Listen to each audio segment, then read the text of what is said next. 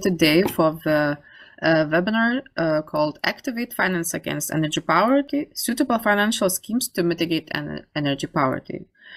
I am Inga Rovbutas, Project Manager at the Housing Initiative for Eastern Europe, and I am going to lead you today through our session and also moderate it. Unfortunately, our moderator, Kęstutis Kupšys, which has been indicated in a program, had his flight rescheduled and cannot join. But nevertheless, I hope that we will have an interesting and impactful session, and I invite all of you to be active today. So let's jump into our technical details. So probably you all kind of familiar with Zoom, but still I would like to remind you that you can ask questions using Q&A function, which you will find on the bottom of your screen. Also, in case you have any questions, you can ask them technical questions. You can directly ask them through the chat. And this webinar is going to be recorded, and the recording will be publicly available within 1 week on BPE YouTube channel. So don't worry, in case you missed some information, you will be able to rewind and watch our session again. Our agenda today. So we are I would like gladly welcome our speakers of today. So we have Dragomir Tzanev, who is the Executive Director at EnEffect Institute Center of Energy Efficiency, and he's going to present today one of the ComAct deliverables, Suitable Financial Schemes for Energy Poor in Bulgaria, Hungary, Lithuania, North Macedonia, and Ukraine. We have also David Perez, who is a partner at Great Energy Experts and has been involved in a quite well-known project, Renovation, which is already ended, but the outcomes of these projects are still very valuable, and we would like to hear today about the business models for supporting energy renovation in residential buildings. And the last but not least, we have today the Kolis Koravesi, Managing Director at EUSEW, and she is going to present Power Poor project, the case of empowering energy poor citizens through joint energy initiatives. And I would like also to address that we are going to have also a little quiz, an interactive part where you all are invited to actively participate. The fastest one will be publicly cherished on our social media, so a bit of activity today morning. So I would like to start now while presenting our ComAct project as a introduction to our webinar. Today's webinar is already our third webinar in a series of knowledge exchange webinars at EU level, and it is one of our goal as well to share the knowledge which we collected during our 3-year work in ComAct in our pilot countries, where we aim to make impactful energy efficient improvements in multi-family apartment buildings and introduce affordable and manageable cases for energy poor communities, as well as to create the necessary assistance conditions for lifting them out of energy poverty.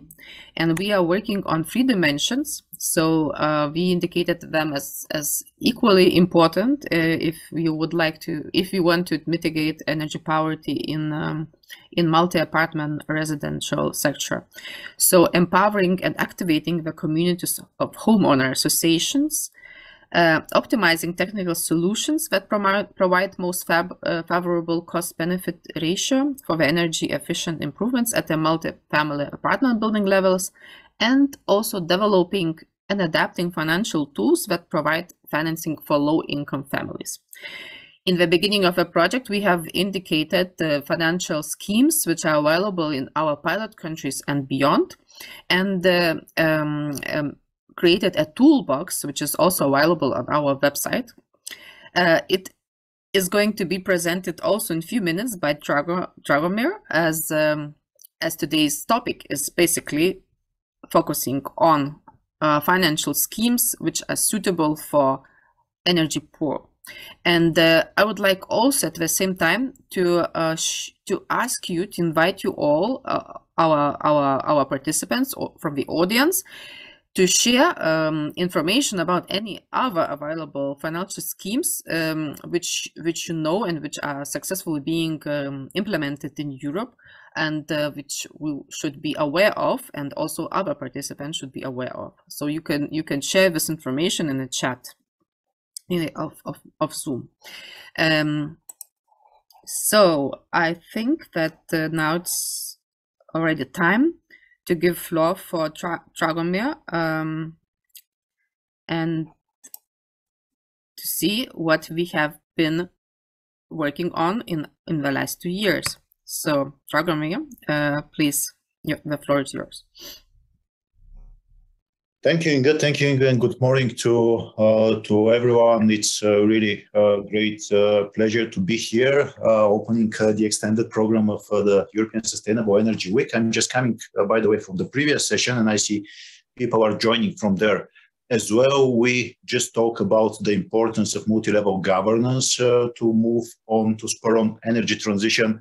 And honestly speaking, that would be one of the issues that we'll be dealing in when it comes to energy poverty, because basically what we would like to do is to influence the policy-making process so that energy efficient, deep energy retrofitting is really priority number one, because it really has the impact that we all need right now, right away, in the face of the crisis that we all face. And that's why we're placing all our efforts and all our emotions and motivation into that kind of an effort. So we'll be talking about financing instruments. Financing instruments do not change the situation by themselves. They have to be combined with other issues, but without them, there's not going to be a significant progress.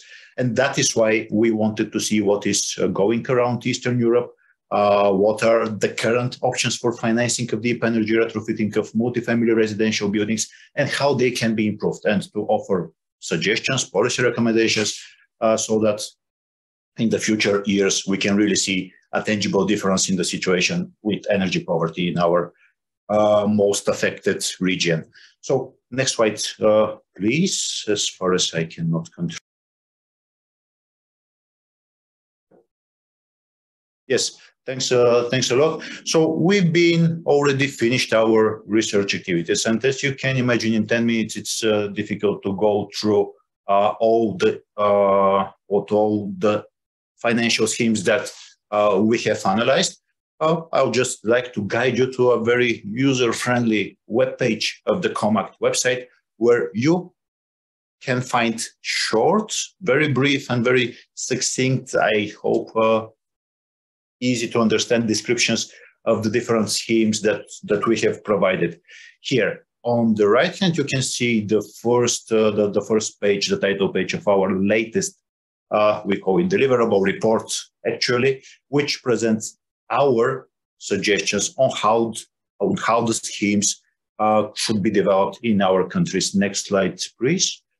So in the 5 countries that we are working with, we have selected one, I wouldn't say best case practice, but practice that illustrates the experience so far. So we have moved through the modernization program in Lithuania, which is basically a good practice, a very good practice. We have gone to the micro-funding experience of Habitat for Humanity in Macedonia, which is coming from an area with limited public resources, but shows how it's the dedication of one organization, you can achieve actually wonders in very poor areas of the country. We have moved through the Energo Dim or Energy House program coming from Ukraine. And to be honest with you, Ukraine is showing so much resilience and so much dedication that it still continues to apply energy efficiency programs, even in that situation there at the moment. So we are very happy to also learn from their experience. We've been through Warmth at Home and in Hungary and the National Energy Efficiency Program in Bulgaria, which were active through various periods of time, and they have had their benefits, their positive sides, which provided certain stimulus, certain motivation and impetus to the renovation action, but they had also their deficiencies that we try to analyze into depth so that we avoid them in the next program. Next slide, please. Then we moved to other areas in the regions, and we focused ourselves on CREDEX, the Estonian program, which is excellent in the development using, again, small public incentives in order to attract intensive market financing, which is a very, very good example for our regions. We moved to a very similar in theoretical approach program from Latvia. And then we also analyze programs which are much more recent, but very efficient. The Stop Smoke program for Poland, which many of you know, which is also related to the air quality, and the Saving and Home second stage in Greece, which is currently, as far as I know, and Alice would, of course, can come back on that later on, but it's now running in Greece, overcoming some of the failures of the first stage of the program. But then again, as I said, it's not only positive development in that area. Unfortunately, it's not, and we see it because we are not anywhere near the renovation rates that we want to see in Europe, but also in our specific region. And we've been quite clear, I think, in defining the barriers that we see that came out of that analysis that we delivered. And the first one that I would like to stress upon is the lack of continuity in policy and the lack of political leadership regarding that topic, which seems to be brushed aside whenever something else comes to the fore and come to the media attention. So we've seen, for example, in Hungary, in Bulgaria, programs start and stop. People coming from the smaller cities having high expectations, moving towards the local authorities not being able to respond to this expectation, and trust being lost, which is absolutely crucial component if we want to be successful. Then we also see certain elements that we would like to see improved, and that's the first of them is the difficulties in targeting the energy component, the lack of sufficient energy ambition, or the lack of taking even into account the energy parameters of the buildings when we are designing the renovation program or when we are deciding on the level of the subsidy to be channeled toward a specific building segment. And then we also see that at the end of the day, we really do not understand the issue on energy poverty, and we cannot define which people deserve increased support because they're energy poverty. And I mean in differentiation of vulnerable citizens in general. So the energy component in the energy poverty definition is still not understood sufficiently and still not taken into account in the renovation programs. That's something that we really want to build on, to improve further. And then the next slides are precisely on that issue. Please, Inga, go ahead. Slides. So we are all in these countries moving towards a definition for energy poverty, and basically we have specific situations. So the example is, of course, from Bulgaria, because I'm coming from Bulgaria, but we've seen certain deficiency or certain mismatch between the different approaches at European level and those that are applicable for Bulgaria. Because we are using different types of energy resources, we have the gray market or the black market even active. We have expenses for energy that cannot be proven by documents, by official documents. So we are not really able to define or to follow certain approaches to energy poverty that are suggested at European level.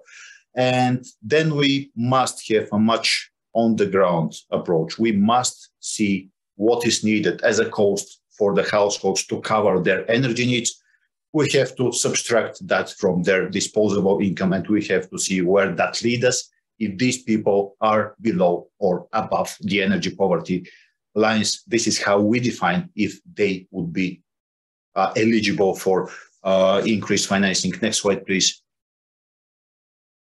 And we have done that precisely in Bulgaria. We have analyzed really what it would be the situation if we are honest enough to define who are the energy poor people. And we have come to the conclusion that above 40% would be really eligible for support, for increased subsidies, for financial support for building renovation, if we want to really tackle the issue. But there's good news. This, of course, demands huge public resources, but there's good news. Next slide, please. That if we apply deep retrofitting measures, we are able to lead 2 or 3 income deciles out of energy poverty risk. And this is why we do believe it's really hugely important to get serious and to get going, because the social impact of this intervention is really enormous. Please, Inga, go ahead. So, of course, we know the situation, the social situation is different for the different groups of the population. And we know that the different income groups have different opportunities to be engaged and to contribute to renovation support programs. And that is why we believe that we need a stratified approach where we should definitely target with increased public support the lowest income deciles, but we need to continuously increase the financing from groups with higher incomes, and they have to be the ones that would lead the process and that take on further renovation, because it's really, first of all, there's no question about the benefits, but then it's also a matter of social responsibility. Please, next slide. And we have studied the intentions, and we seem we are the poorest country in the European Union, but our analysis is very clear on that. People are willing to invest. If the question is posed right, people are willing to invest their money in building renovation and in sufficient rates that they could be really an equal partner in the renovation process, an equal partner to the public authorities. Next slide, please. Having that in mind, of course, as we said, we understand that financing is not the only thing. We need to work with the citizens, and this is what we have done in order to stimulate the proposed action. And we've been there. We've been there talking to the people together with the local authorities. And we were not always met with a high level of trust, but being consistent and repeating all these meetings, please, next slide. Also, getting people really engaged, signing on whatever situation that you may find attractive, and also working with energy consultants at the next slide, please. Training homeowners, training suppliers of energy services, bringing people together, increasing their shared level of knowledge about the renovation process and the benefits of it. Next slide, please. We've been really able to raise the attention to these meetings. And I'm extremely happy with that picture on your right, where you can see people standing, leaning on the windows, on the walls, in order to learn more about deep energy retrofitting. That's from the Sheer Renov project. It's not from ComAct, but it's a matter of joining forces with all other initiatives to reach these forums and to reach that interest from stakeholders, from common people that have to invest in deep energy renovation. With that, I would like to conclude and to share with you that we really have a task at hand. Please, in the next slide and the last one. Sorry, not the last one. We also want to share with you that we have provided a lot of educational materials. Again, channel you to the ComAct website, because these people have to learn from somewhere. Next slide, please. We also have invested in community support center under ComAct, and they're working and receiving calls every single day tens of calls about how the process is shaping out, when people would have access to further support, how they can contribute, what do they have to deliver in order to get involved.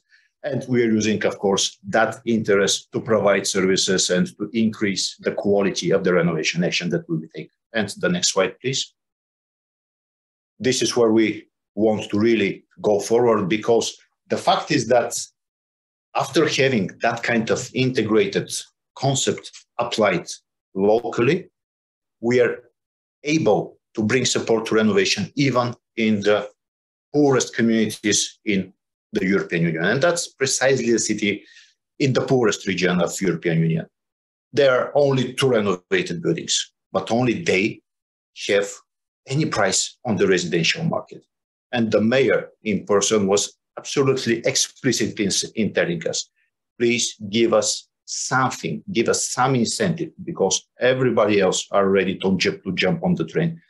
We have shown them the right examples. Now we are in the right moment to continue. But if we fail to continue, then we are losing the trust. That's the conclusion that I would like to suggest to you. And I hope that offers some ground for further discussion. Thanks a lot, Inga, again, for assisting me. And I'm looking forward to your questions and for the next presentation, of course. Yeah, thank you, Dragomir. It's very interesting to hear from case side, let's say from the exactly Bulgarian circumstances, and we are definitely going back to this in our discussion later on. And but now, as we are going, would like to go according to our agenda and not to lose too much time. I would like now to invite all of you to take part in a quiz, which is on Slido. And for those who have already done it, it's easy. You have just to enter this number you see now on the screen. For others, also it's also possible to scan the QR code. Margaret, could you please share the screen again?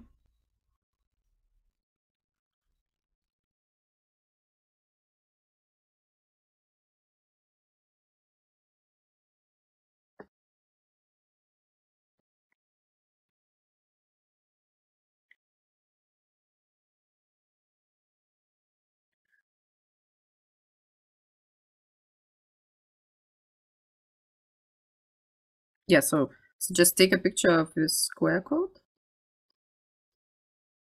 in your QR scanner, and you should be on a window where it's written that the quiz is about to start.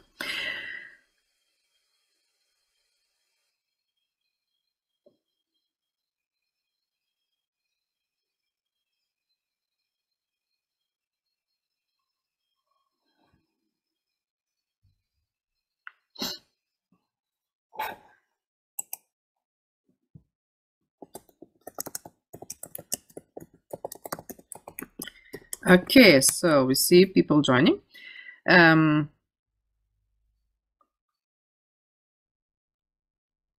Should we go on with the first question? So the first question is for you to test your knowledge about ComAct. We have been talking too much about who are pilot countries, but now maybe you could guess which our 5 pilot countries we have selected. So we have here several countries from the Central Eastern European Europe, and the right answers are okay. We have different options. So we see the first one is Hungary. Probably we have a lot of participants from Hungary, and we know we have even seen already activities in Hungary. So it's true. It's Hungary, it's Lithuania, it's not Poland, not Latvia, not Romania, not Germany. So can we see what are the right answers? Okay, So it was also North Macedonia and Bulgaria, which we couldn't see as it was a bit below. So we have now a chart leaderboard. It seems that I am the first one, but don't worry. The next question now. Which country has highest energy poverty rate in EU according to Eurostat statistics? So it's Italy, Bulgaria, Romania, or Lithuania. As Trevor has been talking so much about the poorest region in Europe, probably it should be easy. So what is the right answer? So we have 72% voted for Bulgaria, and it's correct. So okay, next question. Which country has a financial instrument called Stop Smog?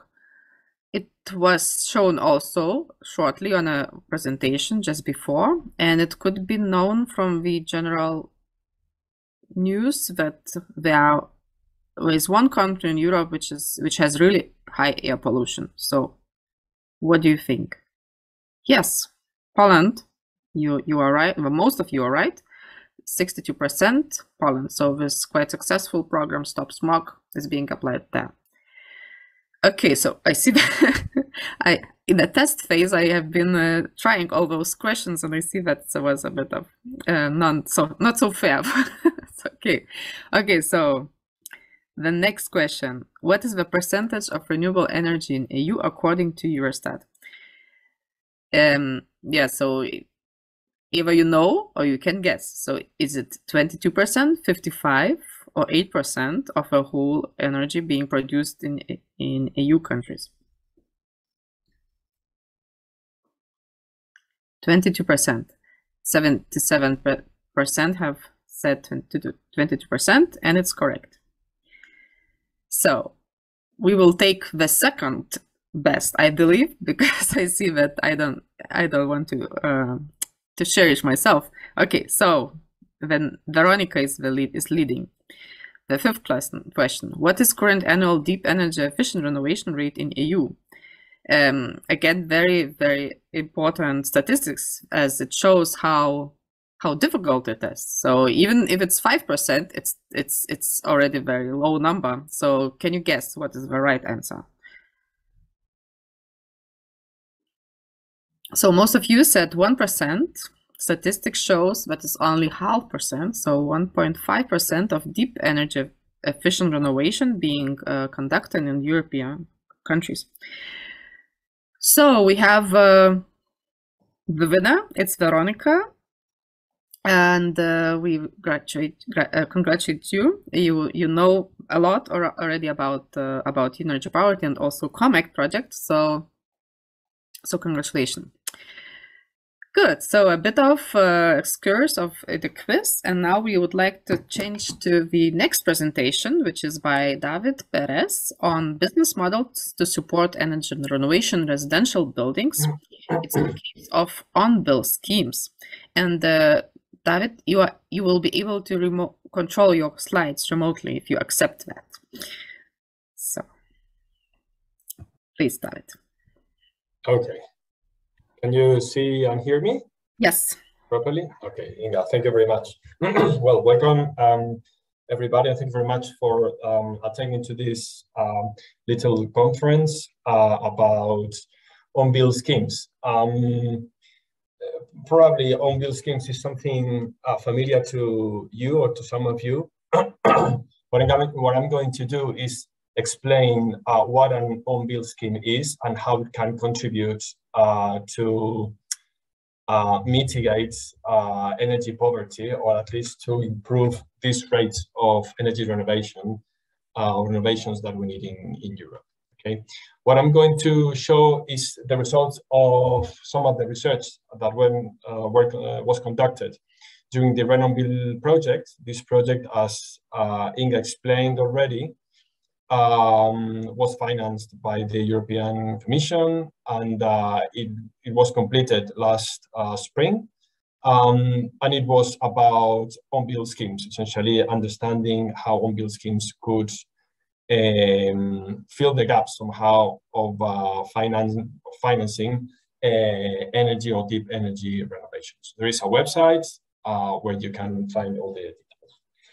This is the contents I prepared for this speech. First of all, very quickly talking about a quick snapshot about barriers to energy efficiency. This is not on-bill specific, but it's something general, so probably most of you are aware of that. Then I'll try to go down to on-bill schemes, which are the barriers over there. That generates elements for the analysis to understand what a financial solution could be for energy renovations and for on-bill schemes at the end. So it's a little bit of thinking, which elements fit better in each case, no? Then based on those elements, we can build several business models. There are several options because there are several players and several mechanisms that could be put in place. And at the end, number 4, I included a little bit of detail of on-bill schemes for low-income homes, because during the research of the project, we came across some examples of on-bill schemes in countries or in regions in which, let's say, low-income homes was the rule. Okay, so I'll try to be quick because I've been asked to be short, so I'll try to not to go too deep in the explanations. So this is just very quick overview of barriers or classic most powerful barriers for energy efficiency measures. This is something which is researched and explained in several reports and analysis that we haven't conducted, but that we identified, and we just put that, took that as the starting point of our analysis. So essentially, policy and regulatory barriers, end user barriers, energy providers, providers of energy services, and of course, financing. First of all, policy and regulatory, well, very quickly, when regulation is clear and the policies are well aligned, and citizens and the players receive the message clearly, and they are clear about what they have to do, which are the advantages and disadvantages of each of the measures or subsidies, whatever, then things work properly. Otherwise, measures and at the end renovations don't happen as much as we would like to. No? End users, this is also a very powerful barrier to take into account when putting in place a financial solution for a consumer. We need to think that at the end, people sometimes are not very rational when taking decisions. We have preferences, we have wishes, we have likes, dislikes. At the end, we behave not always in a very rational way. So sometimes as a measure, a solution is very well designed, but people don't really understand or don't really, or that solution doesn't fit with their preferences. So then the measure doesn't work as it should. Also, non-energy benefits. This is also very interesting as well. They need to understand all the consequences of all the consequences, not only energy ones, of the measure that could be put in place. Service providers, same story. Over here, we need to see that utilities at the end, their business is selling energy, and if you start putting in place measures which save energy, could be seen as a risk for and as a threat for their business. So it's something that has to be managed. There are also other issues that I will go through later, because I made a specific slide for this.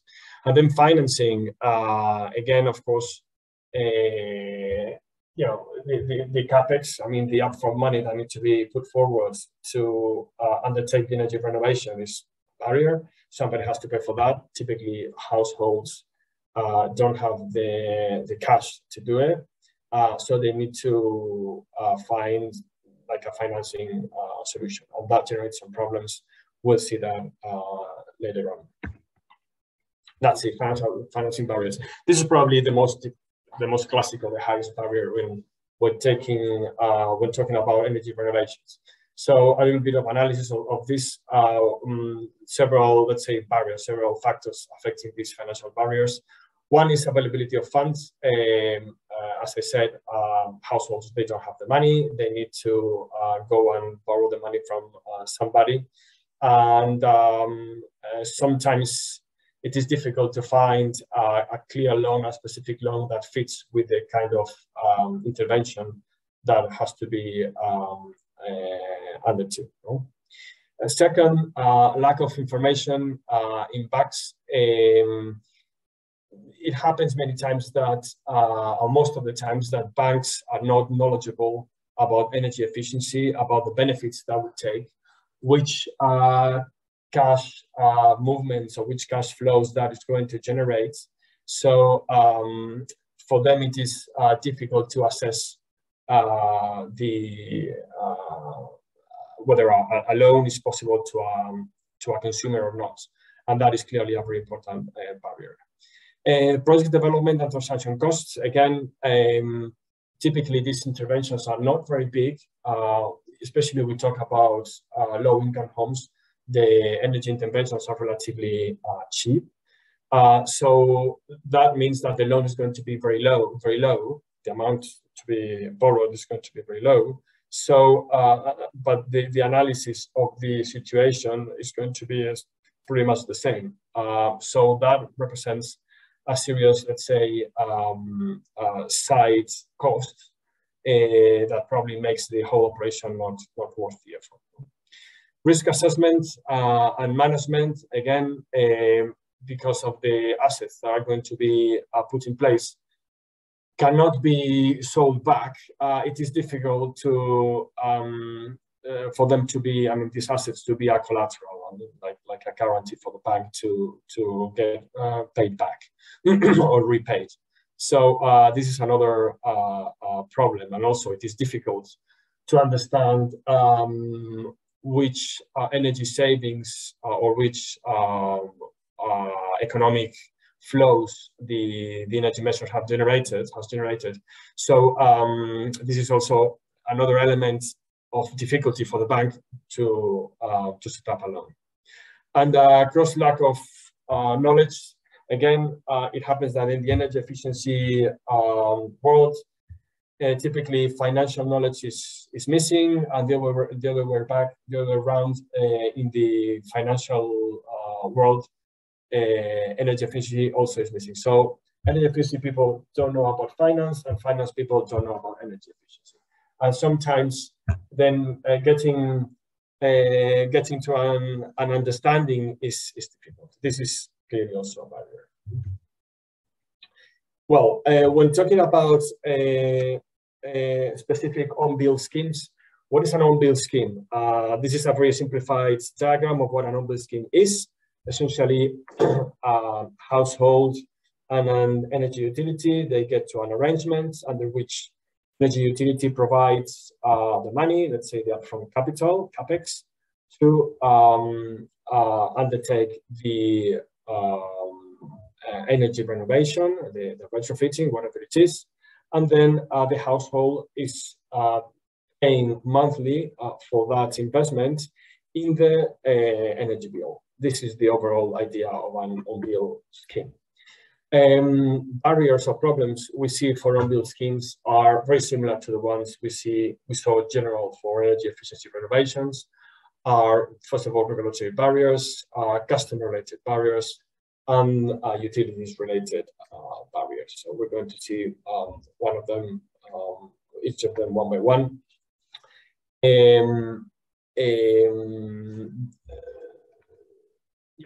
Regulation. The problem over here is we see at the end what utilities are doing with an on-bill scheme is lending money, right? And lending money to the general, let's say, public is an activity which may be messy and may be risky for the overall economy of the society, of the country. So typically, it is an activity which is heavily regulated. by public authorities and controlled. So sometimes utilities are not really allowed to lend money to people. So this could be a barrier. Split incentives. This has to do with the interest of the different, of the tenants or of the owners of the houses, the different homes. When the tenant owns the house, then it's not a problem. But when the house is rented, then we can find situations in which the tenant is in charge to pay the bill, but is not able to put in place the energy renovations because probably he thinks that it's not going to enjoy them. Therefore, the owner is not interested to go for the renovations. The other way around, it could happen that the tenant is not paying the bills, and therefore the owner is not incentivized to go for this. As well, something similar happens when there are several owners in a building. All of them have to agree to make like an overall intervention or some type of interventions. And also as well on time. Sometimes happens that somebody probably thinks that it's not going to live in the house for a long time. Therefore, it's not incentivized to make a heavy investment that probably is not going to enjoy for a long time. And then when it comes to utilities, as I said, it could happen that energy savings means saving energy, which means selling less of what you sell. That is the business of a utility, right? Especially if we're talking about gas utilities, this is a serious issue. When we're talking about electricity utilities or power utilities, then it's not that much of a problem because it could happen that at the end year, when the renovation takes place, the house is going to consume less gas, but is going to use more electricity. So that is a special situation that needs to be taken into account. And also, this could imply servitizing the energy supply. So it's providing services instead of just a few, let's say, and that may have organizational implications, especially in large utilities. Also, from the specific operations point of view, the bill is generated by a program which is typically a very large and complex, and introducing a new line with a new element, and this also, is a barrier. It is, could be doable, of course, but it is definitely a barrier for a utility. So at the end, could be many business models, many types of on-bill schemes. I picked only the most important ones. This is the most classic one, on-bill scheme, on-bill financing, we call it, which is essentially a utility, let's say, putting forward the money to make the energy renovation. There is, of course, a service provider, which is a contractor taking care of the energy renovation in the final user, and then the final user is paying, let's say, monthly installments in the utility bill. This is the general scheme of on-bill financing. Another option, which is also relatively popular, is the same as the previous one, but involving a bank or a financial institution, which is the one making the loan to the utility, and then the money from final user is received through the utility by the bank. This could be done using escrow accounts, for example, not going the money specifically to the utility itself. These are the two main options that could be. Of course, there are many other options, but these are the most classic ones. And I picked as well this one because this is a model in which, this is the classic model we saw before, which is service provider, final user, the bill, and this is a utility. And there is over here a master servicer, which is essentially somebody taking care managing the whole program.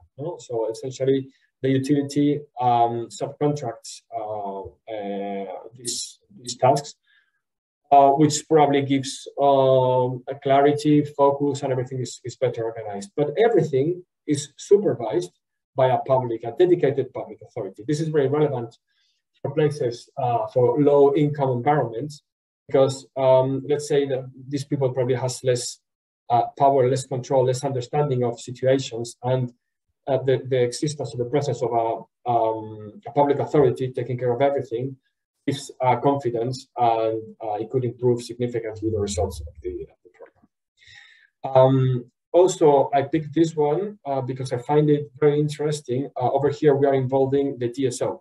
This the DSO is the distributor. Let's say that's the owner of the low voltage grid, different to the utility. When the DSO is involved, what we could do is that the debt, whatever it is, could be attached to the meter and not to the person specifically, this one. And therefore, it doesn't matter if the final user changes utility or it changes home, but whomever is going to pay for the electricity bill over there is going to take care of the repayment of the on-bill payments. Let's say. This is could be, I think, very interesting option.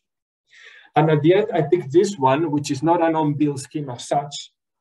This is probably most of you know it because it's been pretty famous, but I found it at least very effective, which is it's called PACE, Property Assessed Clean Energy, which is essentially the loan is organized by a local government, probably which subcontracts a third-party administration, whomever.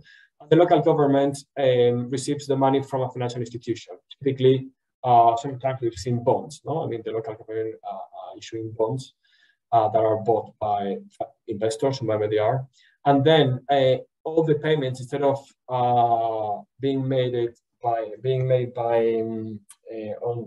the utility bill, it is made via taxes. So essentially, the owner of the building or the household is obliged to pay. It is not an option. So this is a little bit more positive, but I think more effective. And last, I only have probably 1 minute left, or probably I'm out of time, but give me another 1 or 2 minutes, but I think it's interesting. We found several on-bill schemes, on-bill programs around the world in low income or low income environments, in which instead of specific interventions, what they used agreements with white goods companies like brick stores, because the energy renovation were simply changing specific electric devices or lamps or something, old ones for new ones, and that was relatively successful. I made a summary, and this is the last slide, Inga. I made a summary about the on-bill schemes we came across around the globe in low-income environments. We found them in North Carolina, in USA, Mexico, Sri Lanka, Tunisia, and India, New Delhi and Rajasthan. And by the way, USA is not low-income, but this was an initiative within a cooperative, and it was very much oriented to low-income people. So essentially, in all of them, you can see, you can read through. I think it's quite interesting. These are the different elements or the kind of interventions that were renovated. So most of the time you see there are white goods like refrigerators, air conditioning. These are efficient lighting, solar thermal, and again, this is efficient lamps. Most of the time, the initiative was managed by a public authority. In the case of the US, it was a cooperative. The money came from federal funds. And all cases were on-bill schemes, specific and real on-bill schemes, managed, as I said, by the main utility or a state-owned utility or a bank, which is for example, in Tunis, the Atajiri Bank, which was the largest bank in the country, probably very well linked to the government, was in charge of making the loans. So, and all these programs were relatively successful. So the takeaway over here is, I guess, that, for low-income environments, you need to have a public authority taking care of everything. Everything is managed and controlled from above, let's say. And the type of the paying mechanism and the lending mechanism are easier, more simple than a classic on-bill scheme. But they are, let's say, adapted to the reality of those homes, and it resulted to be relatively successful. So I think it's a good learning for this. Well, I mean, when thinking about renovating energy generations in low-income homes. And I think that's it.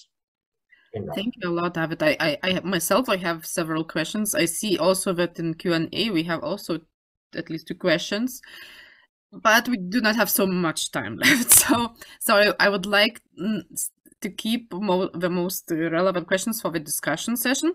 And now, in the meantime, as we will hear a presentation by Alice Koravesa, I would like to ask David also, maybe you can look into the questions and answer them directly there through the option, you know, to give an answer. So, and now we would like to hear also on about the project PowerPoor, which seeks to empower energy poor citizens. So please, Alice Koravesi, you can take up the floor.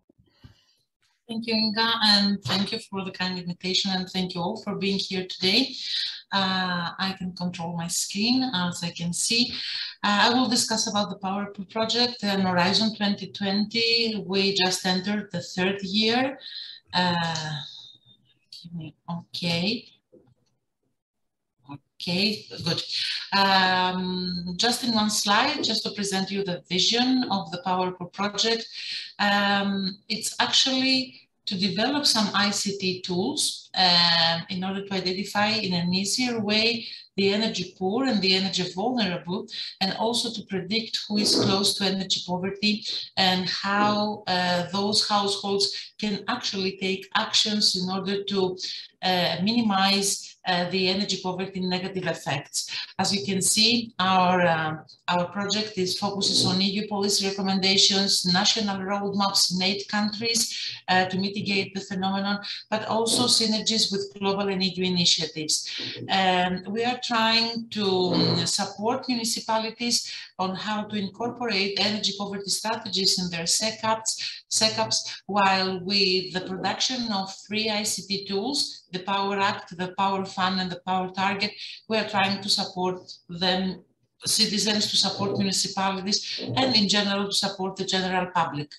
Our focus is, first of all, to engage with energy poor citizens and groups, design and implement the energy poor support programs. I will discuss a bit more about the support programs in the next slides, to build a network of energy supporters and mentors to provide technical assistance to energy poor citizens, but also to vulnerable ones, to increase the overall uptake of energy efficiency measures and the joint energy initiatives to reduce energy poverty, policy recommendations, as I said, and also to replicate the energy poor support programs in other countries, apart from the 8 ones that are participating in this project.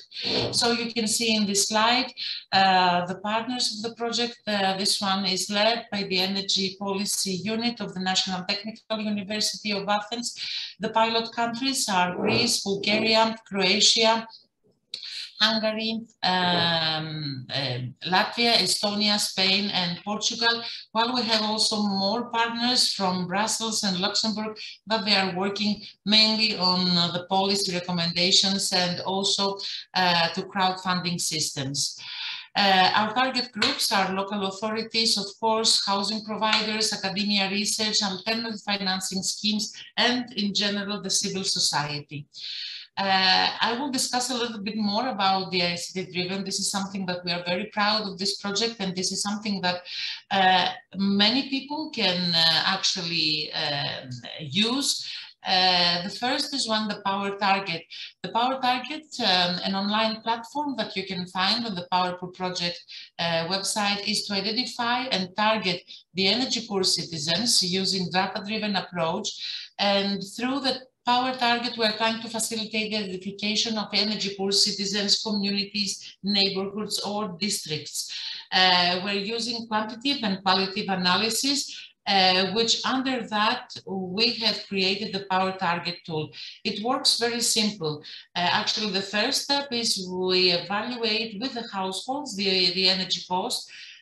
The household receives energy behavioral change recommendations, and also they learn how to target and engage in energy funding schemes. The needed information is the property and income info on electricity consumption, info on heating and cooling system. The next one is the Power Act. I'm sorry, but okay, now the Power Act. Actually, the Power Act, the second ICT tool, empowers energy poor citizens to understand the energy use. This is something that we consider very important because we see that people sometimes is getting confused about the energy bill. They do not understand what the actual consumption is and for what reason, and what are the additionalities that the majority of the countries have in their energy bills. So we are trying to teach them, to aware them a little bit on how to understand that, but also we are trying to promote the benefits that are associated from implementing energy efficiency interventions, but also from installing small or medium-scale renewable energy systems. So with the Power Act, what we do is we evaluate the user's thermal comfort, we build upon the energy poverty profiles, we evaluate the costs and benefits of energy efficiency actions, for example, the payback period, but also we facilitate the behavior change by providing smart tips. Again, this is a very simple tool that you can find on the Power Project website. We complete the survey, we assess the energy expenses of the household, but also we provide them after the assessment a group of recommendations to decrease the energy costs. The needed information to use this tool is the property info. We need details about the property info, but also we need information on the energy consumption, but also self-evaluation of the people living in a house about their thermal comfort, if they are feeling good during the summer or the winter period, or if there is something that they would like to change, or for example, if they feel colder when they are next to a window. So we have self-evaluation processes in order to finalize and to proceed with the recommendations. Last is the Power Fund. It's an easier process, no registration is needed for that, but our aim is to provide information for the households on how to use innovative financial tools. Let's say we are giving them access to an online marketplace for collective energy initiatives in case they are interested in developing an energy community, a small or a medium scale energy community, but also we're providing them an open space where they can learn about innovative financial instruments, crowdfunding, what it is and how they can use it, and also the potential of collective financing so that they can overcome the economic and financial barriers that are hindering energy poor citizens. So we activate them to take part in the energy transition and actually being active consumers and active citizens. We have a lot of levels of engagement framework in the PowerPool project. As I said, there are 8 pilot countries, and I will show you in detail the next slides what we are doing. We are educating people. We have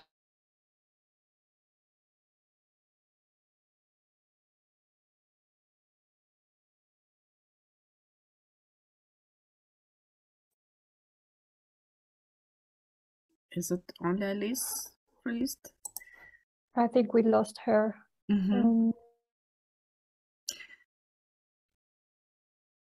Okay, just a few seconds. Maybe she comes back.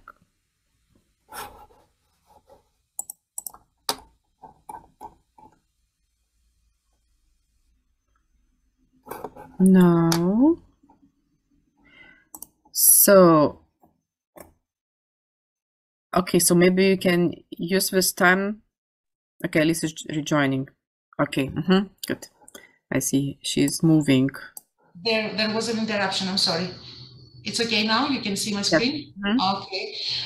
So far in the 2 years, we have actually delivered 25 training seminars, and we have already trained 777 people, 566 of them, they are already certified as energy supporters and mentors, and they are registered at the online registry that we have developed. So it is very easy for the consumers, for the households to find an energy supporter and mentor, or with the help of the municipalities and other local authorities, we can support the vulnerable ones. If you can go to the next slide, because I lost the access to use, yeah. Thank you. In addition, we have developed stakeholder liaison groups. So in each of the pilot countries, we have developed from coming with representatives from various organizations that in one or another way, they are working on energy poverty mitigation. So we have support teams, and we consider that very important to have also the representatives from the organizations to be in initiatives like that, because they are supporting either by providing information about communities that they are facing difficulties, or they are providing us with information about how we can do our job better. The good thing is that so far we have established 10 energy poverty alleviation offices. They have been established at municipal level. So municipalities have shown their interest on how to mitigate energy poverty and how to support the citizens living in a community or in their city. So the energy poverty alleviation offices, they are supported by the energy supporters and mentors. They are providing advice, they are providing useful information to the ones that they are interested to find the solution in their problem. In the next slide. Yeah, and this actually finishes the presentation. I was on time. This is a key message that I want to deliver, and this is out of the context of power poor. This is my own view that COVID-19 pandemic, but also the current energy crisis should be considered as wake-up calls because they are highlighting that all citizens are vulnerable to energy poverty, and they are more vulnerable to the multi-effects, the negative multi-effects that the phenomenon has.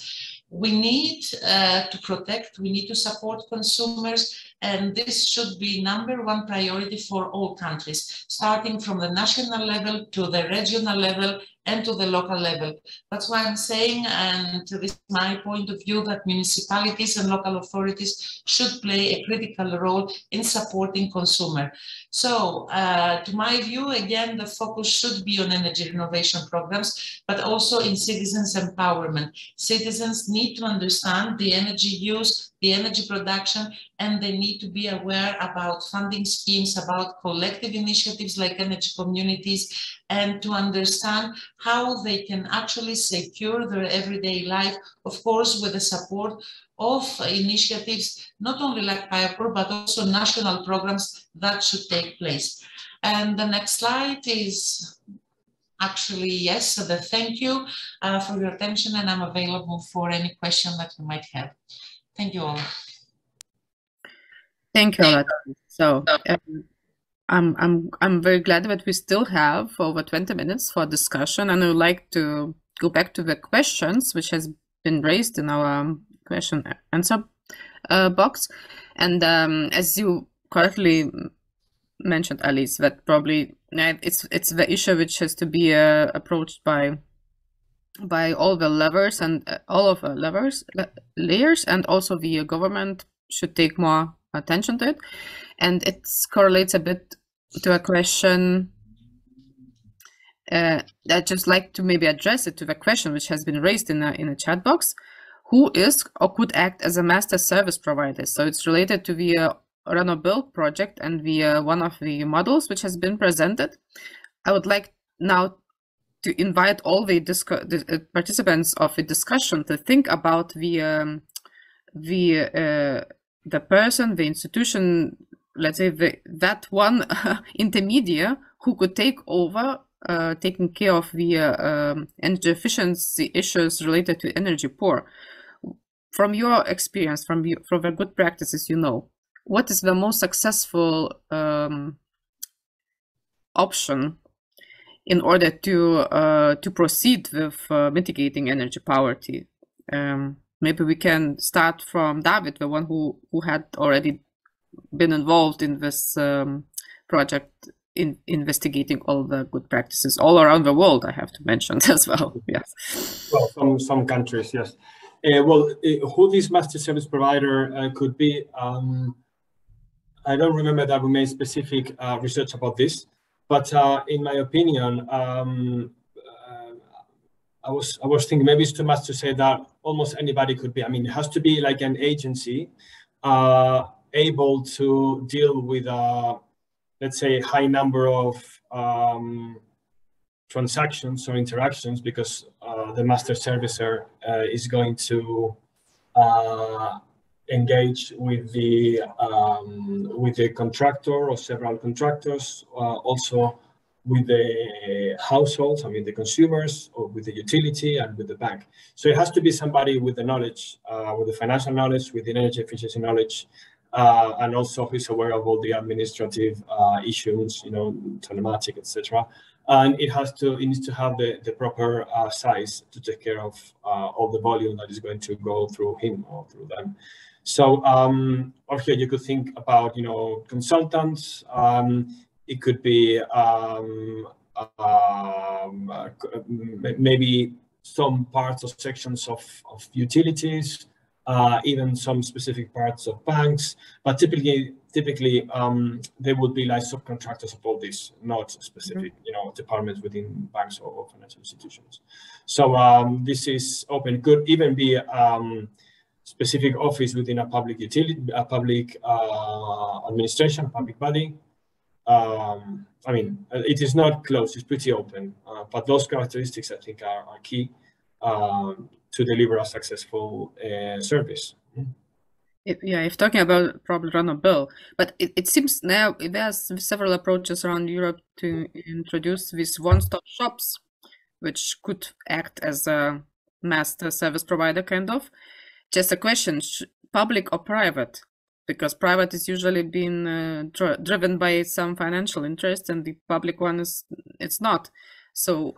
No, but at the end, all of them have to be remunerated. I mean, at the end, everything has a cost. Public entities is paid by somebody else, but at the end, it also has a cost. And I would say that private institutions, I think they would be more efficient, and I think they would. It would be easier to create specific goals, or could be payments on success. I mean, so the fee they get could be success based. So number of renovations undertaken, or taught megawatt hours saved, or things like that. And a private institution typically is going to feel more comfortable with those kind of metrics and those kind of payment schemes rather than a public one. Mm-hmm. I mean, if there is a market for that, I'm convinced that the private companies will get organized to deliver the service the market needs. Mm-hmm. Yeah, and maybe you can mention some best practice from what you have been investigated. Yeah, I don't know. I don't know them by heart. But okay, if somebody is specifically interested, he can send a question, and I can check. Mm-hmm.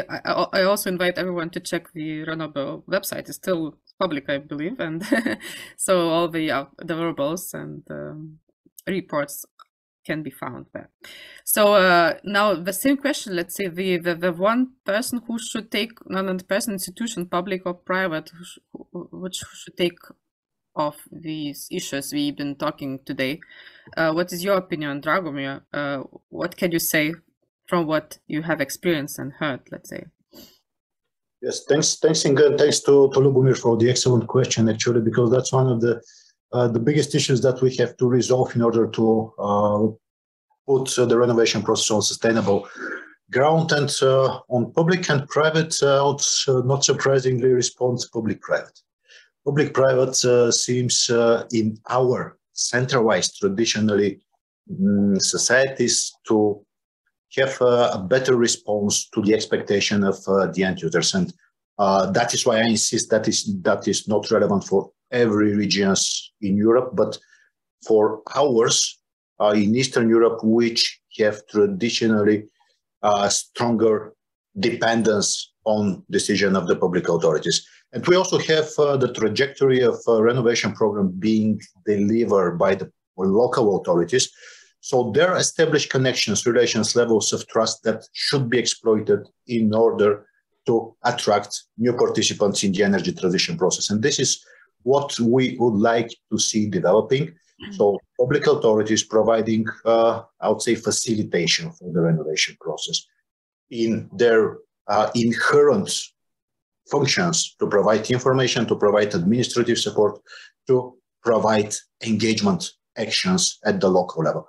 And then we need various kinds of coalitions, I would say, of different actors in the fragmented construction market. So we need coalition between, let's say, facility managers and energy experts and providers of specialized construction services that are able to bring on the process with minimum engagement by the end users, because what the end users would like to pay besides renovation is time saving and little effort to monitor the process and convincement in the quality. So basically, these are the things that we have to make sure that exist in these coalitions, that the end users are having high enough trust level that the service that would be provided by this coalition would bring sufficient quality as final results. And we are striving to do precisely that in our pilot markets in the cities of Gabrovo and Burgas. I hope that we would soon deliver some tangible results with the start of the new financing programs. And we are quite looking forward to what is going to happen in the next few years. Mm-hmm. Great, Howard. So yeah, so it seems to be still a big, let's say, discussion point who should take off it.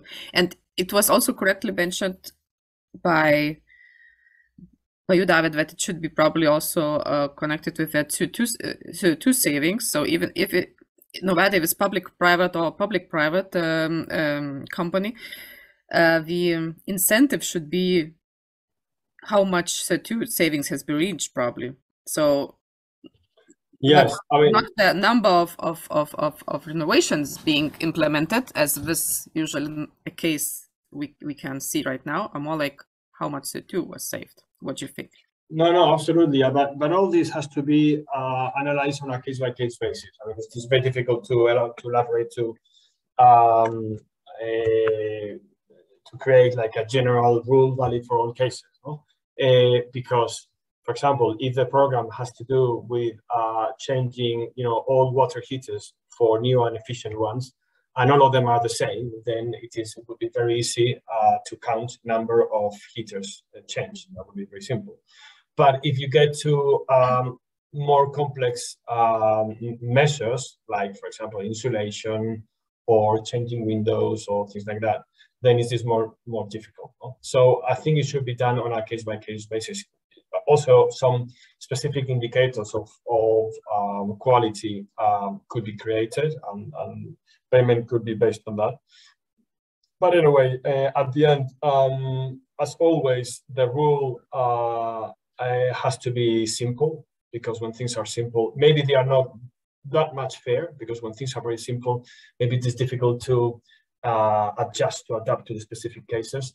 But I think at the end, for the whole program overall, it's better to have something simple than something which is absolutely fair and absolutely comparable with among different situations. Mm-hmm. Yeah. Yes, I admit. So, Alice, you would like also to... But however, excuse me, something important to take into account over here is that one thing is the master servicer. I mean, the one taking care, making the specific operations of the program. And something different is somebody supervising that everything works. And that could be the role of the public authority, as Dragomir said. They need to have a role, but we need to understand very well what their role should be.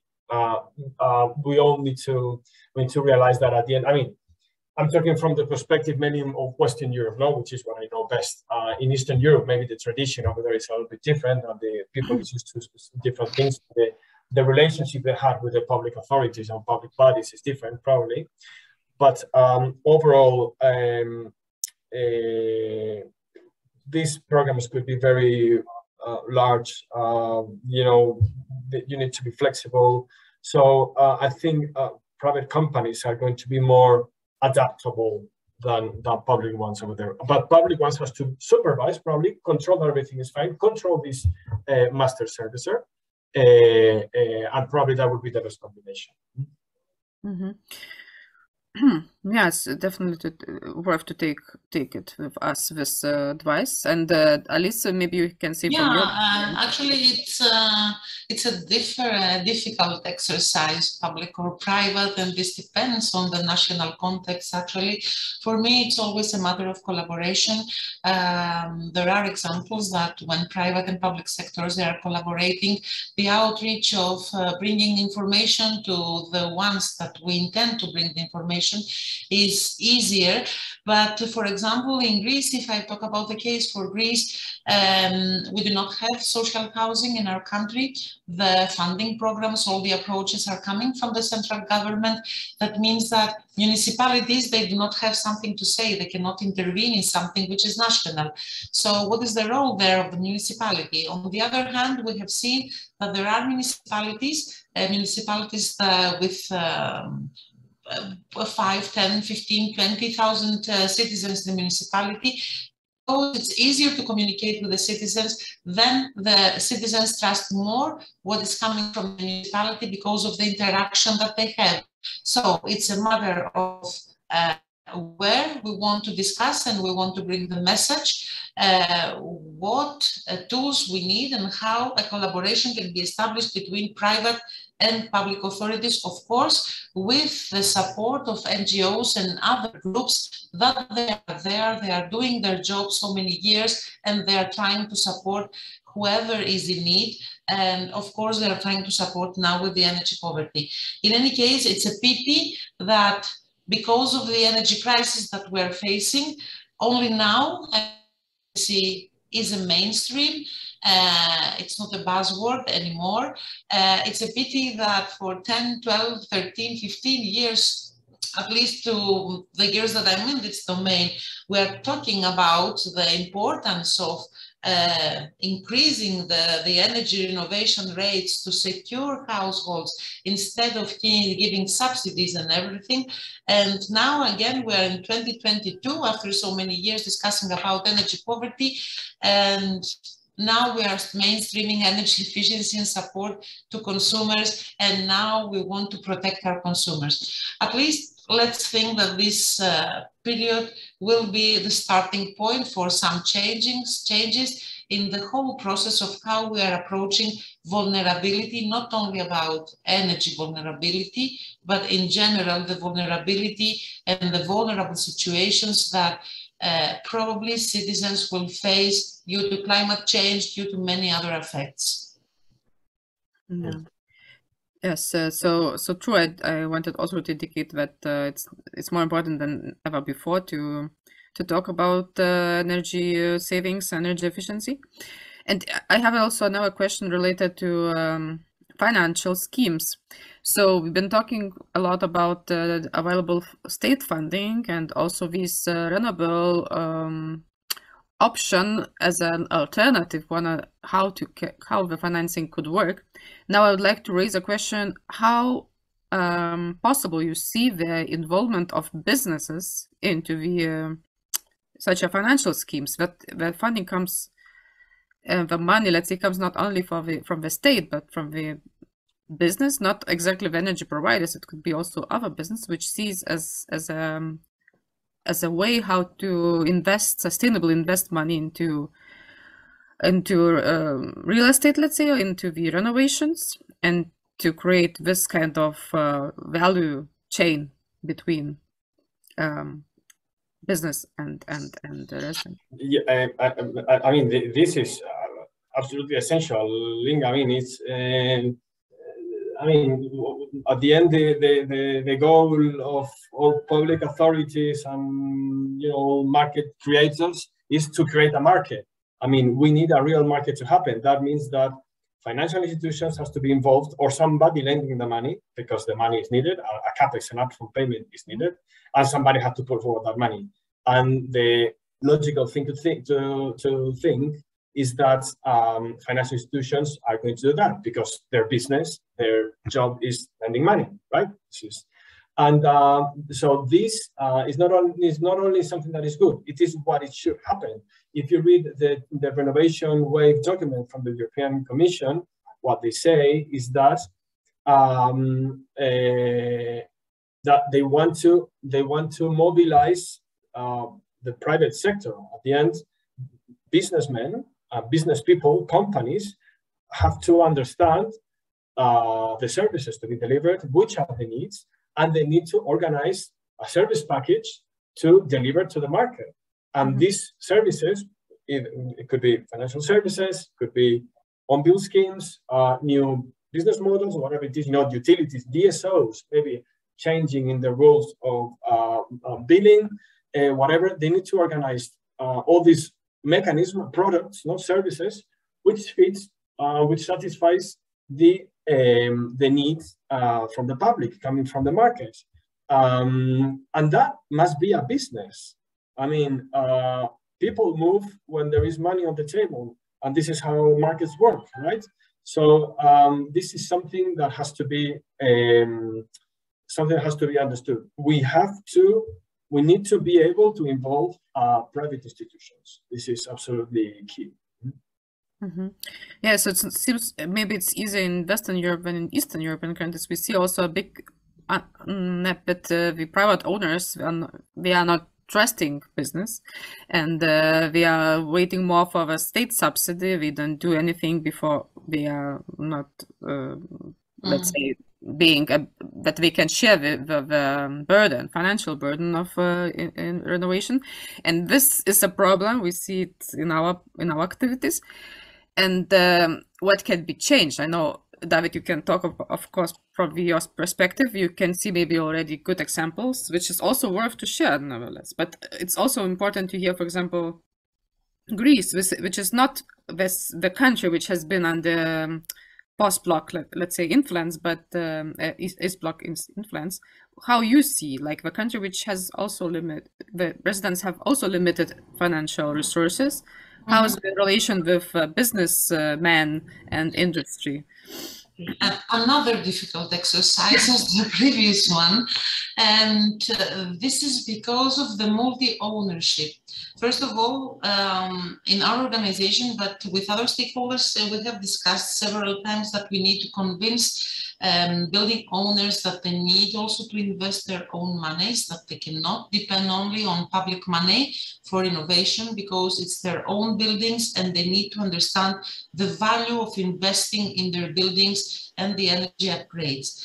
On the other hand, definitely having other products, business products or financial products, as David said a little bit earlier, it's easier when we have to deal with businesses, small, medium and big businesses. It's not easy to involve such financial programs coming from